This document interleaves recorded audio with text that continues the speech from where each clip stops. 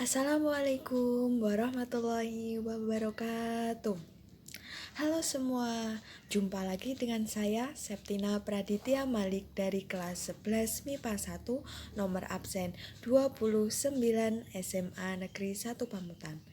Nah teman-teman, pada video sebelumnya kita sudah belajar tentang subbab yang pertama, yaitu tentang sistem hukum yang ada di Indonesia.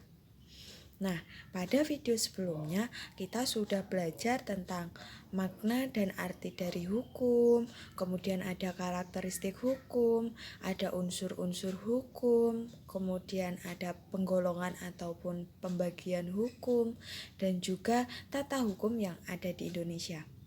Nah, pada video kali ini, di part yang kedua, kita akan belajar tentang subbab yang kedua, yaitu tentang sistem peradilan di Indonesia.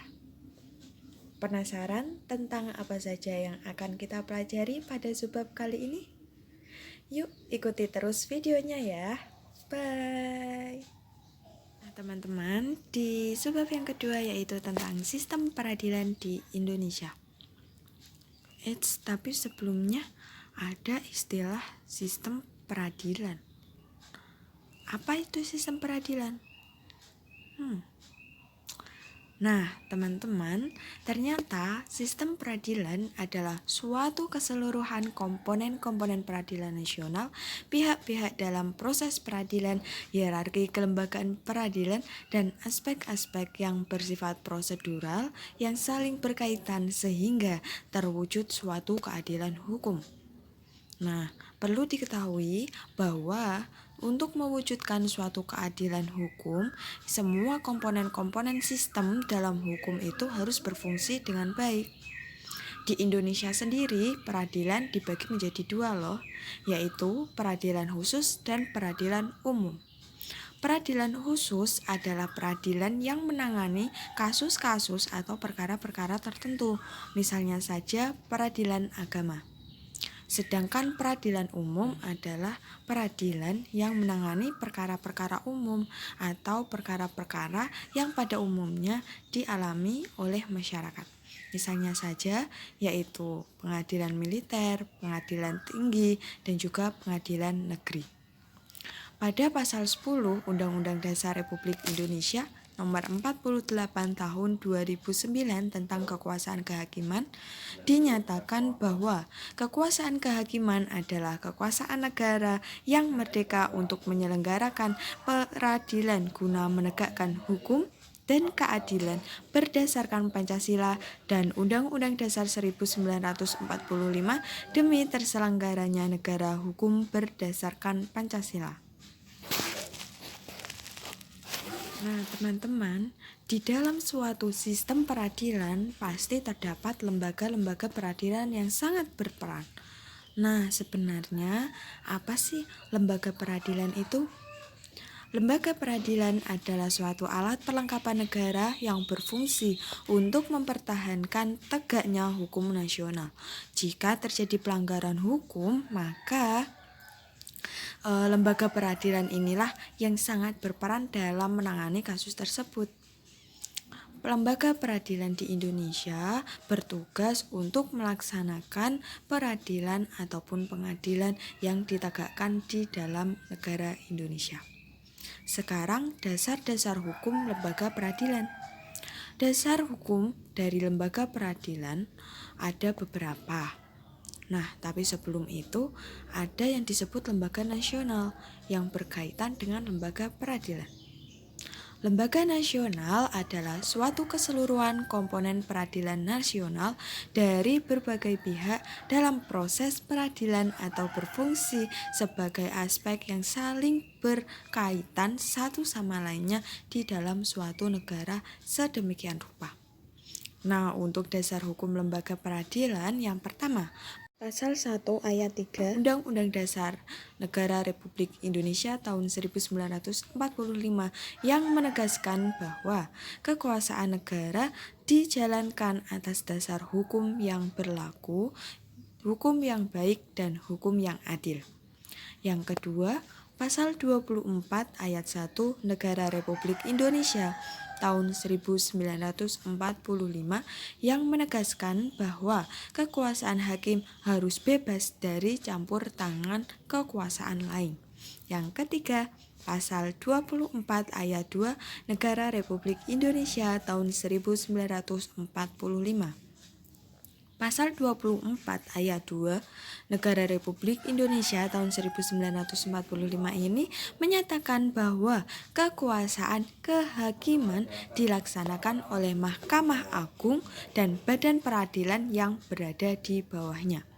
Dan yang terakhir, dasar hukum dari lembaga peradilan adalah Pasal 24B Undang-Undang Dasar Negara Republik Indonesia tahun 1945 yang menyatakan bahwa Komisi Yudisial mengatur bahwa suatu lembaga baru yang berkaitan dengan penyelenggaraan kekuasaan kehakiman. Oke teman-teman, selanjutnya kita akan masuk ke dalam klasifikasi lembaga peradilan.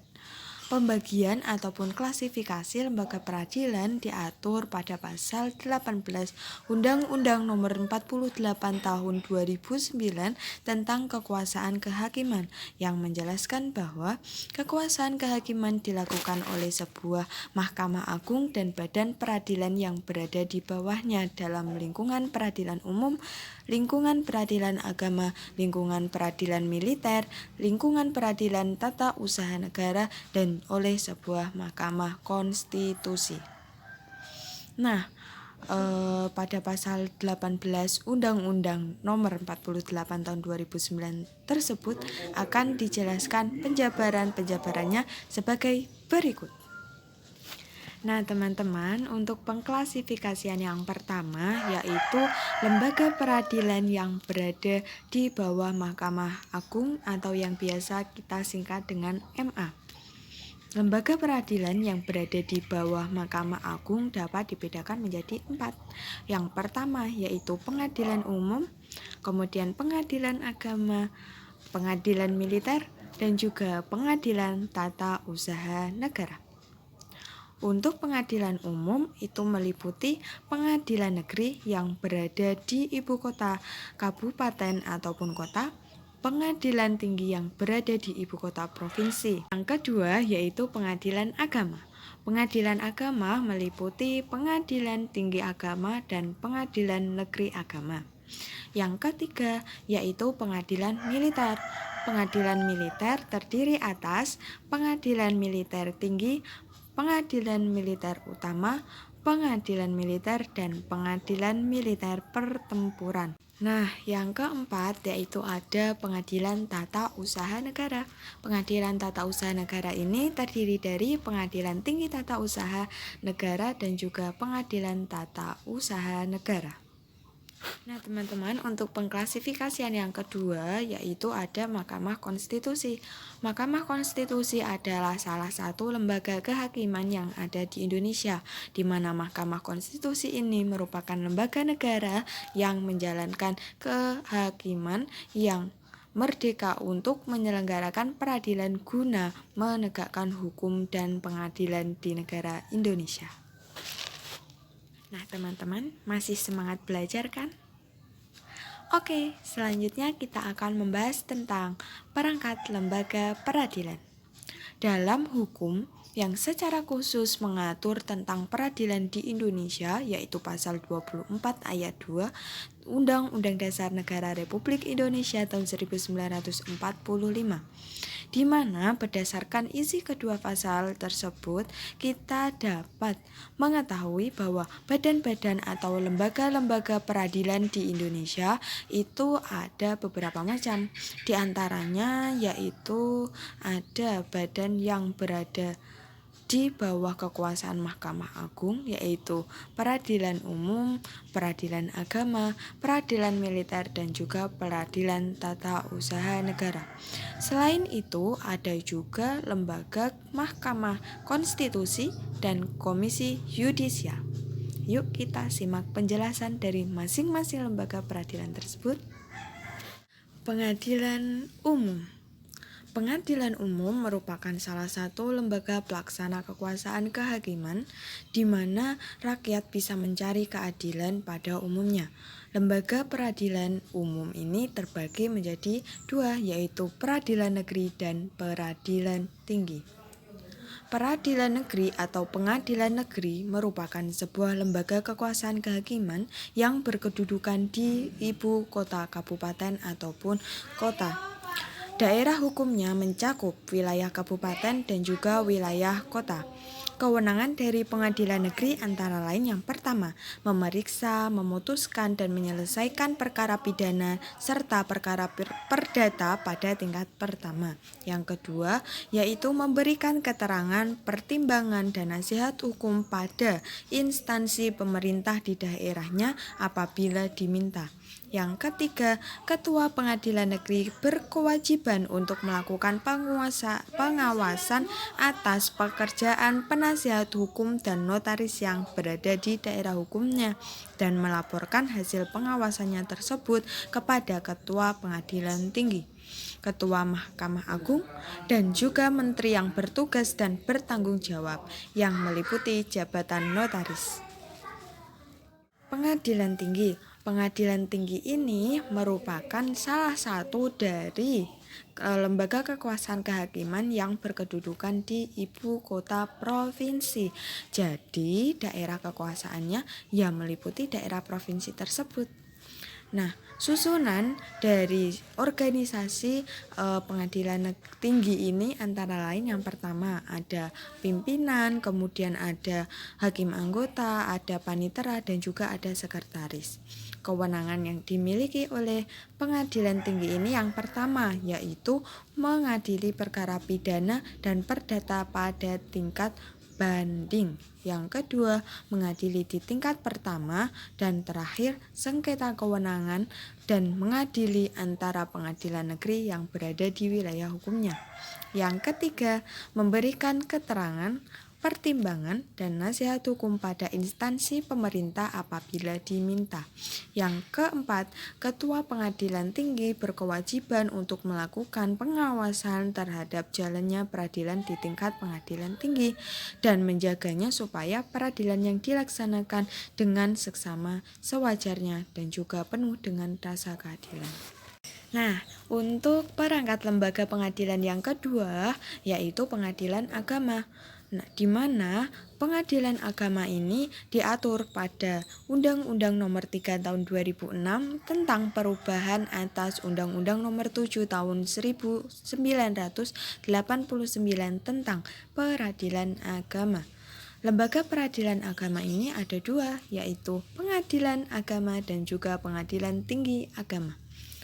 Yang pertama, pengadilan agama. Pengadilan agama dibentuk melalui undang-undang dengan daerah hukum meliputi wilayah kabupaten ataupun kota. Bidang-bidang yang menjadi cakupan dari pengadilan agama antara lain adalah perkawinan, warisan, wasiat, wakaf, hibah, dan sedekah, serta ekonomi syariah.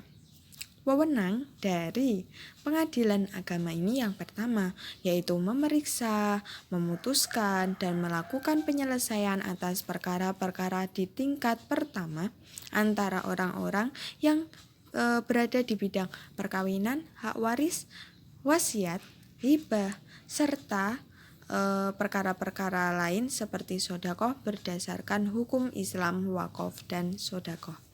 Yang kedua yaitu bidang-bidang perkawinan, meliputi hal-hal yang diatur dalam undang-undang mengenai perkawinan yang berlaku. Yang ketiga, bidang kewarisan, yaitu penentuan seseorang untuk menjadi hak waris, penentuan dari harta peninggalan, penentuan dari bagian hak waris, dan melaksanakan pembagian harta peninggalan tersebut sesuai dengan peraturan perundang-undangan. Nah, pengadilan agama itu merupakan pengadilan pada tingkat pertama ya. Untuk pengadilan agama, kekuasaan kehakiman dalam lingkungan peradilan agama itu meliputi kekuasaan yang berada di tingkat kabupaten ataupun kota, dan daerah hukumnya pasti meliputi kabupaten dan kota tersebut. Yang kedua yaitu Pengadilan Tinggi Agama. Pengadilan Tinggi Agama adalah lembaga kekuasaan yang berada di lingkungan peradilan daerah provinsi. Nah, peradilan agama ini dia berada di tingkat banding. Peradilan tinggi agama memiliki beberapa tugas dan wewenang, antara lain yang pertama, mengadili perkara yang sudah menjadi kewenangan pengadilan agama tingkat banding, dan yang kedua, mengadili pada tingkat pertama dan terakhir sengketa kewenangan antar pengadilan agama di wilayah hukumnya. Selanjutnya, lembaga atau perangkat lembaga peradilan adalah pengadilan militer. Pengadilan militer merupakan lingkungan peradilan yang berada di bawah Mahkamah Agung yang melaksanakan kekuasaan kehakiman mengenai kejahatan-kejahatan yang berkaitan dengan tindakan pidana militer. Dan pengadilan militer ini dibedakan menjadi 4, yaitu pengadilan militer utama, pengadilan militer tinggi, pengadilan militer, dan pengadilan militer pertempuran. Oke, kita bahas satu persatu ya. Nah, pengadilan militer utama. Pengadilan militer utama merupakan salah satu lembaga yang menjalankan kekuasaan peradilan di bawah Mahkamah Agung di lingkungan militer. Pengadilan militer utama ini bertugas untuk memeriksa dan memutus perkara-perkara pada tingkat banding dan sengketa tata usaha angkatan bersenjata yang telah diputus pada sidang pertama oleh pengadilan militer tinggi yang dimintakan banding. Nah, untuk susunan persidangan pengadilan militer utama dalam memeriksa dan juga memutus perkara dari sengketa tata usaha angkatan bersenjata, yang pertama ada 1 orang hakim ketua, 2 orang hakim anggota, dan dibantu oleh 1 orang panitera. Kemudian untuk pengadilan militer tinggi. Pengadilan militer tinggi ini merupakan badan pelaksana kekuasaan peradilan yang berada di bawah Mahkamah Agung di lingkungan militer yang bertugas untuk memutus dan juga memeriksa sengketa dari tingkat pertama perkara pidana yang terdakwanya adalah prajurit yang berpangkat mayor ke atas. Susunan persidangan adalah 1 orang hakim ketua, 2 orang hakim anggota yang dibantu oleh 1 orang auditor militer atau auditor militer tinggi dan juga dibantu oleh 1 orang panitera. Itu pengadilan militer. Pengadilan militer juga termasuk ke dalam suatu lembaga yang menjalankan kekuasaan peradilan di bawah Mahkamah Agung dan berada di lingkungan militer yang bertugas untuk memeriksa dan memutus pada tingkat pertama perkara pidana yang terdakwanya adalah prajurit berpangkat kapten ke bawah. Susunan persidangannya adalah 1 orang hakim ketua, 2 orang hakim anggota, dan dihadiri atau dibantu oleh auditor militer atau auditor militer tinggi dan juga 1 orang panitera. Nah, untuk pengadilan militer pertempuran. Pengadilan militer pertempuran juga termasuk ke dalam salah satu lembaga kekuasaan kehakiman di bidang peradilan di lingkungan militer yang bertugas untuk memutus serta memeriksa perkara-perkara yang telah dilakukan oleh anggota prajurit di medan pertempuran. Susunan dari anggota pengadilan militer pertempuran ini yang pertama adalah 1 orang hakim ketua dengan beberapa hakim anggota yang keseluruhannya selalu berjumlah ganjil, dengan dihadiri oleh 1 orang auditor militer dan juga 1 orang dari panitera. Nah, untuk perangkat dari lembaga pengadilan yang keempat yaitu Pengadilan Tata Usaha Negara. Pengadilan Tata Usaha Negara ada 2, yaitu Pengadilan Tata Usaha Negara PTUN dan Pengadilan Tinggi Tata Usaha Negara atau PTTUN. Yang pertama, Pengadilan Tata Usaha Negara atau PTUN merupakan pengadilan yang dibentuk melalui keputusan presiden dan kedudukannya berada di daerah kota ataupun kabupaten. Tugas dari Pengadilan Tata Usaha Negara ini adalah untuk memeriksa dan juga memutuskan perkara-perkara sengketa tata usaha negara pada tingkat pertama. Nah, untuk pengadilan tata usaha negara ini merupakan pengadilan pada tingkat yang pertama. Yang kedua, Pengadilan Tinggi Tata Usaha Negara atau PTTUN. Pengadilan Tinggi Tata Usaha Negara atau PTTUN ini merupakan sebuah lembaga yang dibentuk berdasarkan undang-undang. Daerah hukumnya meliputi wilayah provinsi. Pengadilan ini memiliki beberapa kewenangan. Yang pertama, memeriksa dan juga memutuskan sengketa tata usaha negara di bidang ataupun di tingkat banding. Yang kedua, memeriksa dan juga memutuskan perkara di tingkat pertama, dan terakhir, sengketa kewenangan mengadili antara pengadilan tata usaha negara di wilayah kekuasaannya. Dan yang ketiga adalah memeriksa, memutus, serta menyelesaikan di tingkat pertama sengketa tata usaha negara. Selanjutnya, untuk perangkat dari lembaga negara yang kelima yaitu Mahkamah Konstitusi. Mahkamah Konstitusi ini merupakan kekuasaan kehakiman yang digunakan untuk menyelenggarakan suatu pengadilan penegakan hukum. Susunan dari Mahkamah Konstitusi ini terdiri dari seorang ketua yang merangkap anggota, seorang wakil ketua yang merangkap anggota, serta 7 orang anggota hakim konstitusi yang ditetapkan dalam keputusan presiden. Hakim konstitusi harus memiliki syarat yang pertama, memiliki integritas, dan yang kedua, kepribadian yang tidak tercela, adil, dan yang ketiga adalah negarawan yang yang menguasai kondisi ketetapan negara ataupun ketatanegaraan.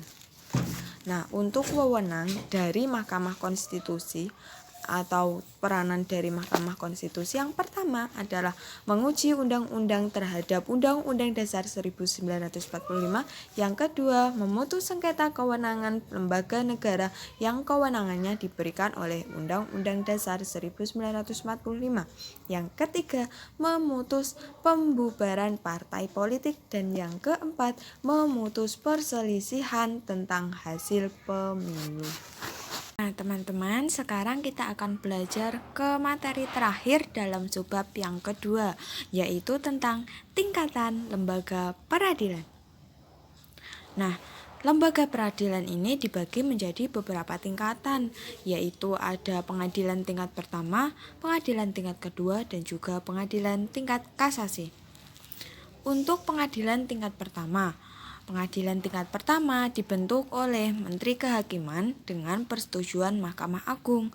Fungsi dari pengadilan tingkat pertama ini adalah memeriksa, kemudian mengenal sah atau tidaknya suatu penangkapan atau suatu penahanan yang diajukan oleh tersangka, keluarganya, atau kuasanya kepada ketua pengadilan dengan menyebutkan alasan-alasan yang logis. Wewenang dari pengadilan tingkat pertama ini antara lain adalah memeriksa dan memutuskan hal-hal sebagai berikut, yaitu 1. Sah atau tidaknya suatu penangkapan, penahanan, atau penghentian dari penyidikan, bahkan penghentian dari tuntutan. Yang kedua, yaitu ganti rugi atau rehabilitasi bagi seseorang yang perkaranya dihentikan pada tingkat penyidikan atau penuntutan. Dan yang ketiga adalah memeriksa, memutuskan, dan juga menyelesaikan perkara pidana dan perkara perdata pada tingkat pertama. Pengadilan tingkat kedua disebut juga sebagai pengadilan tinggi. Pengadilan ini merupakan suatu pengadilan yang mengadili pada tingkat banding untuk perkara-perkara ataupun perkara perdata, perkara pidana, perkara agama, perkara tata usaha, yang semuanya itu sudah diputuskan oleh pengadilan negeri. Fungsi pengadilan tingkat kedua antara lain ada yang pertama, menjadi pemimpin bagi pengadilan-pengadilan yang berada di daerah hukumnya. Yang kedua, melakukan pengawasan terhadap jalannya peradilan di daerah hukumnya. Yang ketiga, mengawasi dan meneliti perbuatan para hakim pengadilan negeri di daerah hukumnya. Dan yang keempat adalah untuk kepentingan negara dan keadilan, pengadilan tingkat tinggi atau pengadilan kedua kedua dapat memberikan teguran dan petunjuk yang dipandang perlu diberikan kepada pengadilan negeri dalam daerah hukumnya. Sedangkan wewenang dari pengadilan tingkat kedua antara lain yang pertama, mengadili perkara yang telah diputus oleh pengadilan negeri dalam daerah hukumnya. Yang kedua, berwenang untuk memerintahkan pengiriman berkas-berkas perkara dan surat-surat untuk diteliti dan memberikan penilaian terhadap kecakapan serta kerajinan para hakim. Nah, untuk tingkatan lembaga peradilan yang ketiga yaitu tingkat kasasi yang dilakukan oleh Mahkamah Agung. Mahkamah Agung merupakan salah satu lembaga tinggi negara yang berada dalam tingkat kasasi, dan Mahkamah Agung ini dapat membatalkan putusan ataupun menetapkan pengadilan-pengadilan dari semua lingkungan pengadilan karena beberapa hal. Nah, beberapa hal itu antara lain adalah yang pertama, tidak berwenang atau melampaui batas dari kewenangannya. Yang kedua, salah menerapkan atau melanggar hukum yang berlaku. Dan yang ketiga, lalai dalam memenuhi syarat-syarat yang diwajibkan oleh peraturan perundang-undangan yang mengancam kelalaian itu dengan batalnya putusan yang bersangkutan.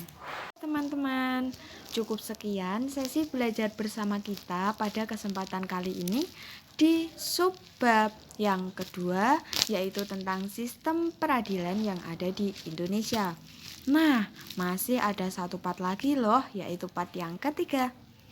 Penasaran apa yang akan kita bahas pada part selanjutnya? Yuk ikuti terus videonya ya. Bye. Wassalamualaikum warahmatullahi wabarakatuh.